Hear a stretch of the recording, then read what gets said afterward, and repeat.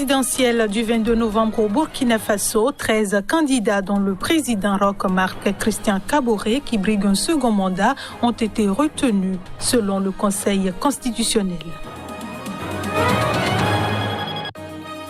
En Côte d'Ivoire, l'opposition rejette les concessions proposées par le pouvoir sur une réforme de la commission électorale. Elle maintient le mot d'ordre de désobéissance civile.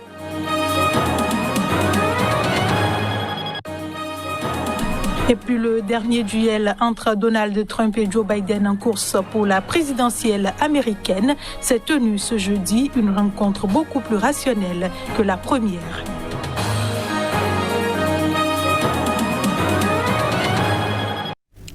Voilà pour le sommaire de cette édition. Bienvenue à toutes et à tous. L'opposition ivoirienne a rejeté ce jeudi les concessions proposées par le pouvoir sur une réforme de la commission électorale pour mettre fin à son boycott de l'élection présidentielle du 31 octobre. Plus de précisions à travers cet élément.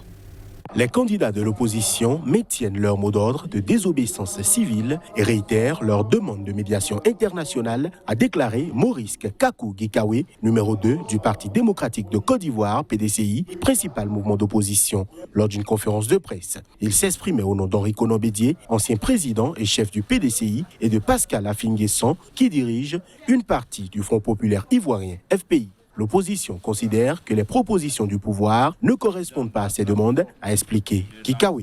Mercredi, le gouvernement avait ouvert la porte à une réforme de la commission électorale indépendante CEI que l'opposition juge inféodée au régime du président Alassane Dramane Ouattara. Le gouvernement a proposé d'examiner favorablement l'octroi d'un poste supplémentaire à l'opposition dans la CEI centrale et la recomposition des CEI locales. À 9 jours de l'élection présidentielle, la Côte d'Ivoire est plongée dans une violente crise préélectorale qui a fait une vingtaine de morts depuis le mois d'août.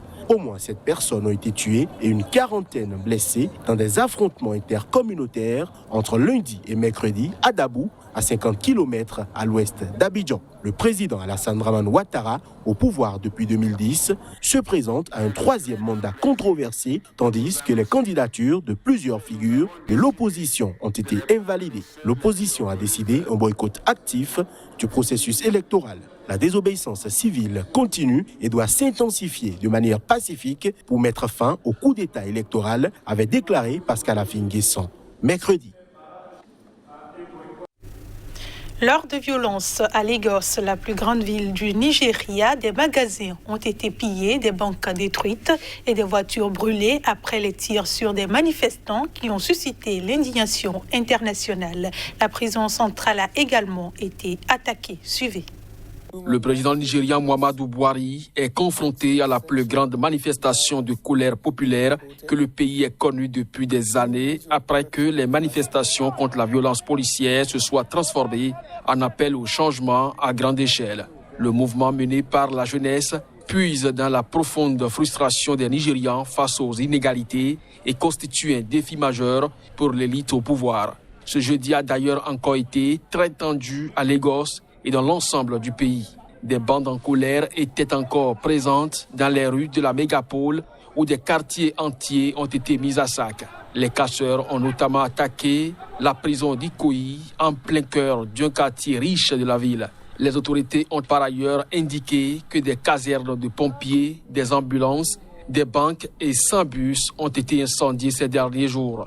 Des commissariats ont également été attaqués ce jeudi à Ibadan, où 2 policiers ont été brûlés vifs, selon les informations rapportées par la presse nigériane. Dans un discours prononcé à la télévision nationale, le président nigérien Muhammadu Buhari s'est dit profondément peiné par les décès survenus lors des manifestations anti-gouvernementales de masse. Mais il n'a pas fait directement référence aux hommes armés qui ont ouvert le feu sur les manifestants dans la ville de Lagos. Je suis en effet profondément peiné que des vies innocentes aient été perdues. Ces tragédies sont injustifiées et inutiles. Malheureusement, il n'y a aucun lien entre ces mauvais actes et l'expression légitime des frustrations de la jeunesse de notre pays. résister à la tentation d'être utilisé par certains éléments subversifs pour causer le chaos et tuer notre jeune démocratie. Agir autrement reviendrait à ne pas mettre en péril la sécurité nationale et la situation en matière d'ordre public. En aucun cas, cela ne sera toléré. J'appelle donc nos jeunes à cesser les manifestations de rue et à engager de manière constructive le gouvernement à trouver des solutions. Votre voix a été entendue haut et fort et nous y répondons.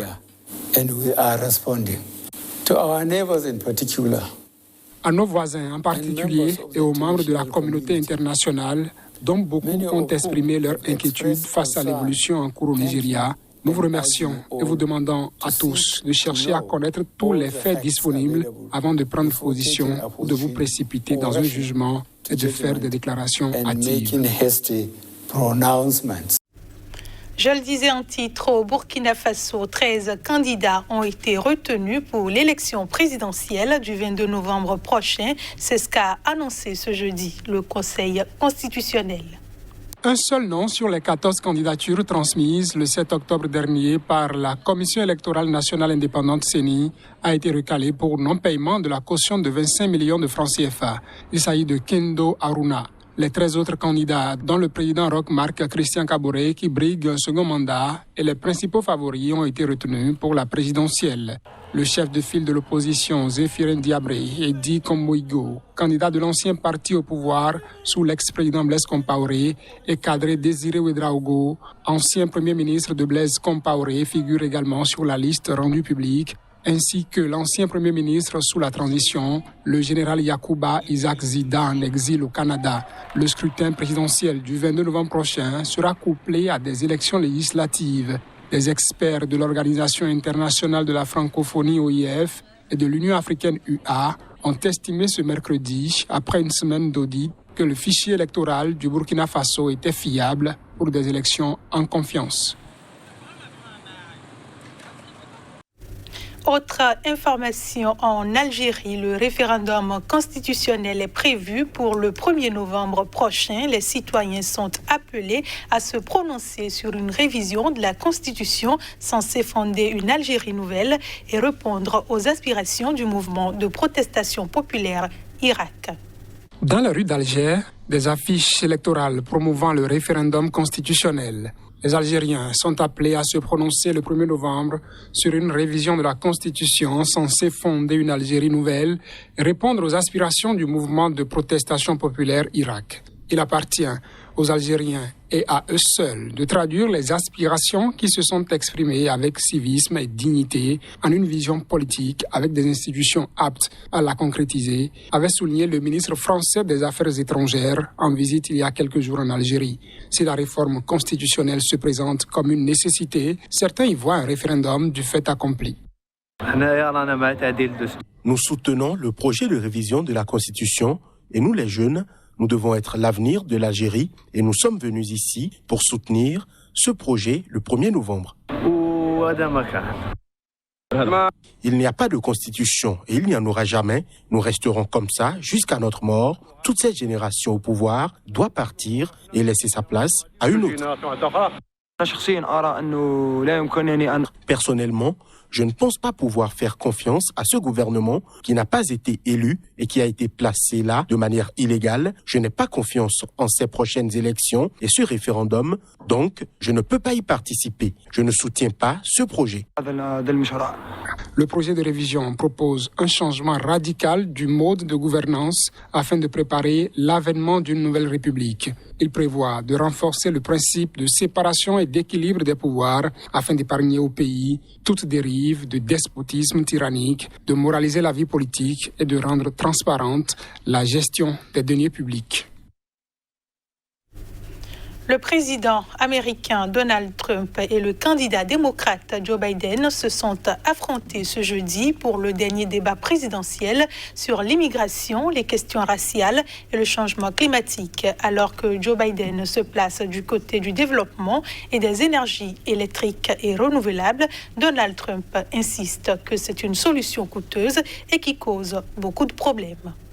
Pandémie, immigration, changement climatique. Donald Trump et Joe Biden ont abordé les sujets de fond pour leur dernier face-à-face avant la présidentielle américaine du 3 novembre. En ouverture de leur ultime débat télévisé à 12 jours du scrutin, Joe Biden a étrillé Donald Trump sur sa gestion de la crise du coronavirus qui le disqualifie selon lui pour rester au pouvoir. Donald Trump, lui-même diagnostiqué positif à la COVID-19 il y a 3 semaines, a assuré que son administration combattait très fermement la pandémie et a accusé son opposant de vouloir reconfiner les États-Unis. Le débat a aussi consacré une part importante à la diplomatie, l'occasion pour Biden de dénoncer la relation entre Kim Jong-un et son rival. Donald Trump, qui a rencontré le leader nord-coréen à 3 reprises, s'est vanté d'avoir éloigné la menace d'une guerre nucléaire et de sa très bonne relation avec la Corée du Nord.